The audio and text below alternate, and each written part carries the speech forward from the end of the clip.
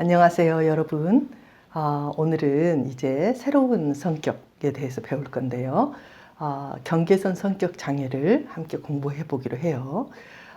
경계선 들어보신 분도 계시고 들어보지 않은 분도 있겠지만은 보더라인이라고 흔히 말해요. 이 경계선 성격 장애는 현대에 지금 점점점 많아지고 있고 여러 성격들이 다 힘들지만 제가 생각할 때 가장 힘들다. 본인이나 주위에 있는 사람 중에 가장 힘들다. 그 강도가 비슷하다면은 가장 힘든 성격 장애가 아닌가 이렇게 생각해요. 이 B군 성격 장애 지금까지 한 3가지를 했거든요. 반사회성, 자기애성, 그 다음에 히스테리.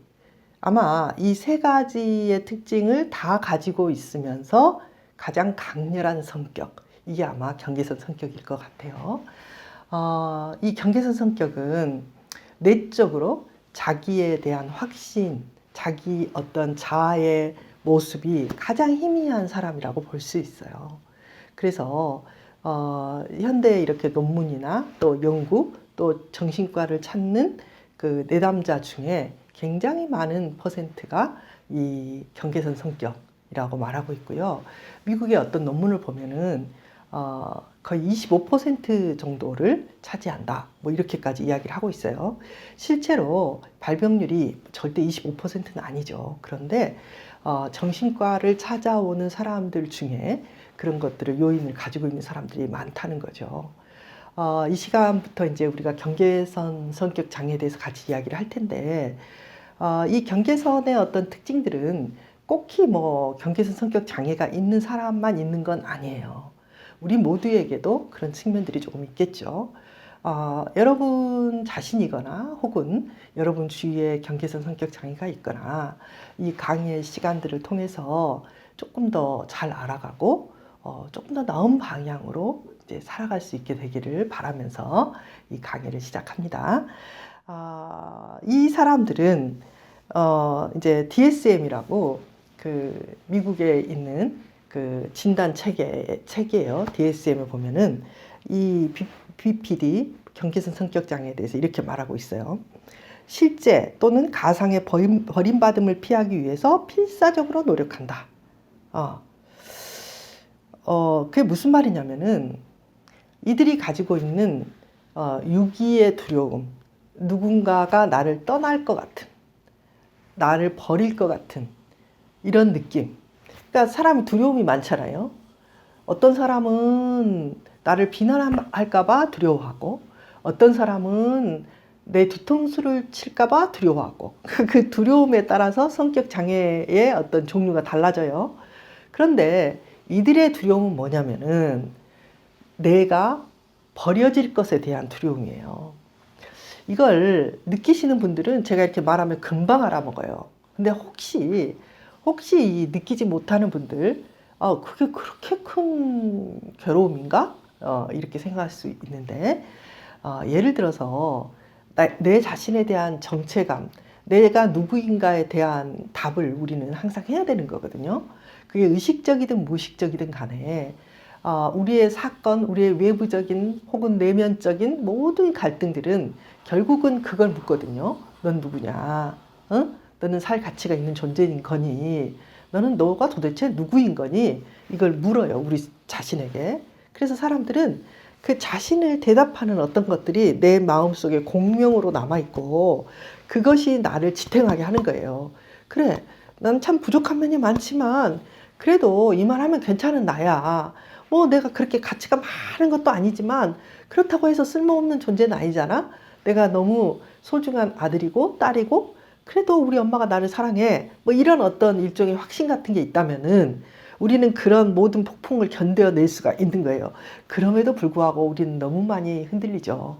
그런데 그 확신이 너무나 부족한 사람들이 이제 경계선 성격 장애라고 할 수 있는데, 그러면은 내가 그렇게 흔들리고 나 자신에 대한 정체성이 그렇게 흔들릴 때 제가 늘 말씀드리지만 인간은 자신이 누구인가에 대한 것들이 흔들리고 뭐 산산조각이 나고 파편화된다고 느껴지잖아요. 그러면 어떤 두려움이 느껴지냐면은 미칠 것 같아요.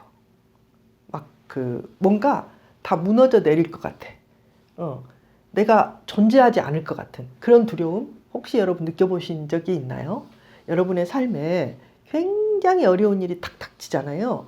그러면은 순간적으로 나 자신이 무가치하고 무기력하고 통제할 수 없다는 느낌이 막 들면서 막 어떻게 할 줄 모르는 혼란 속으로 빠지게 돼 있어요. 그거는 건강한 사람도 그렇고 건강하지 않은 사람도 그렇고 자아가 굳건한 사람도 그렇고 굳건하지 않은 사람도 마찬가지예요. 그래서 그 순간이 되면 빨리 이게 원상으로 회복이 돼야 되거든요.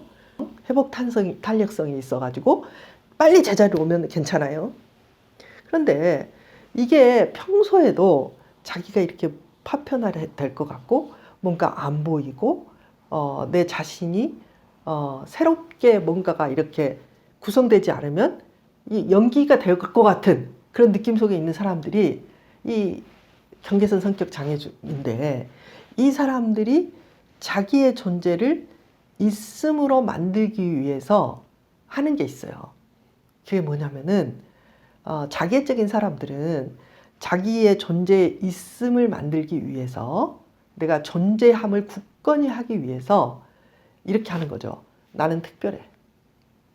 나는 괜찮은 사람이야. 나는 굉장히 똑똑한 사람이야. 탁월한 사람이야. 특별한 사람이야를 계속 끌어와야지만 내 존재가 있음이 되는 거예요. 그런데 이 경계선 성격 장애는 어떻게 나의 있음을 만드냐면은 어떤 한 사람을 내 곁에 둠으로써 내가 있음이 되는 거예요. 나라는 존재가 인간으로서 가치 있고 그 존재에 힘이 생기는 그런 사람들이거든요. 그러니까 애인이 있어? 나하고 굉장히 단짝이 되는 친구가 있어? 누군가가 내 옆에 딱 달려붙어 있으면 나는 굉장히 그래도 괜찮은 인간처럼 느낄 수가 있어요. 그러니까 안도감을 느끼는 거예요. 자, 그럴 때 이 사람이 떠나가면 내가 이 사람에게 이렇게 매달려서 내 존재를 확인하고 있는데 그러기 때문에 내 마음속에는 또 이 사람도 나를 버리면 어떡하지? 에 곤두서 있는 거죠. 그런데 이 사람이 어떤 행동, 사람이 같이 지내다 보면 조금 잘 맞을 때도 있고 잘 맞지 않을 때도 있고 좀 소원할 때도 있고 대립할 때도 있잖아요. 그런데 보통 사람들은 대립할 때 그냥 대립으로 생각하고 넘어가는 거예요. 그런데 이 경계선 성격 장애의 사람들은 대립할 때 어떤 느낌이 드냐면은 이제 끝이 났구나. 이제 나를 떠날 거지. 너는 이제 나를 사랑하지 않을 거지. 이렇게 생각이 드는 거예요. 그러니까 그 유기의 두려움이 항상 존재하고 있고 그것들이 한번 탁 자극이 되면 또 나를 떠날 거지 이렇게 되는 거죠. 그러면서 필사적으로 노력을 해요. 근데 그 필사적인 노력이 어떻게 되냐면 이 필사적인 노력이 그 타인으로 하여금 떠나가게 만들어요. 뭐냐면 싸웠어요. 트러블이 있었어요. 뭔가 약속이 이행이 잘 안 됐어요. 그러면은 왜 그랬어? 왜 안 온 거야? 왜 약속을 어긴 거야? 나 기분 안 좋았어. 여기까지만 가면 돼요. 그런데 이제 경계선 성격 장애는 내면에 두려움이 많잖아요. 유기에 대한 두려움이. 그러니까 왜 늦었어? 왜 늦게 왔어? 왜 정시에 안 왔어?가 아니라 이 정시에 못 온 이것이 내면에 있는 두려움을 자극해요. 그래서 어떻게 이게 시나리오가 흘러가냐면은 시간을 어겼어? 나와 약속을 소중히 여기지 않은 거야? 왜? 사랑이 식었어? 나를 배반한 거야? 혹시 딴 여자가 생긴 거 아니야?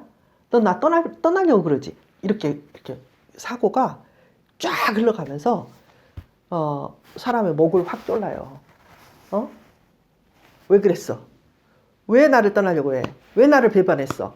그러면서 막 들볶아요. 그리고 그러지 않는다는 증거를 내놔. 그리고 막 들볶아요. 그리고 나서 그것도 양이 차지 않으면 이제 과격한 행동을 해요. 막 당장에 와라. 내가 죽겠다. 막 협박을 하고. 그래서 제가 어떤 사람도 봤냐면 저 마산에서 택시 타고 서울까지 온 사람도 봤어요. 막 죽겠다고 하니까. 뭐 그냥 물불이 안 보이는 그런 엄청난 협박, 폭력적인 대화, 죽어버릴 것 같은 그런 느낌으로 전화를 하니까 그냥 그 남자친구가 바들바들 떨면서 마산에서 서울까지 택시 타고 온다고요. 그런 일들이 보통은 없거든요. 그런데 이 경계성 성격 장애는 그 극심한 유기의 두려움 때문에 이 폭탄이 터지듯이 그 분노가 터지고 그것이 안정이 되기 전까지 멈추지 않아요. 이게 가장 큰 증상이에요. 자, 여러분, 유기에 대한 두려움, 시간이 벌써 많이 됐어요. 이 유기에 대한 두려움은 사실이 아닌데 내 속에 있는 큰 두려움으로 인해서 그 작은 자극에 너무 심하게 반응을 하게 돼서 그래서 그 남자친구가 도저히 견딜 수가 없다고 헤어지게 된 거죠. 그러니까 나는 되게 버림받기 싫은데 나의 행동을 통해서 버림받음을 촉진시키는 결과를 가져오는 거죠. 자, 여러분, 이런 게 참 인생이 힘든 것 같아요. 그래서 경계선 성격장애의 가장 큰 특징, 버림받음에 대한 두려움으로 인해서 버림받음을 촉진시킨다. 이렇게 말할 수 있겠어요. 자, 다음 시간에도 또 이 경계선의 여러 측면들에 대해서 이야기해 볼게요.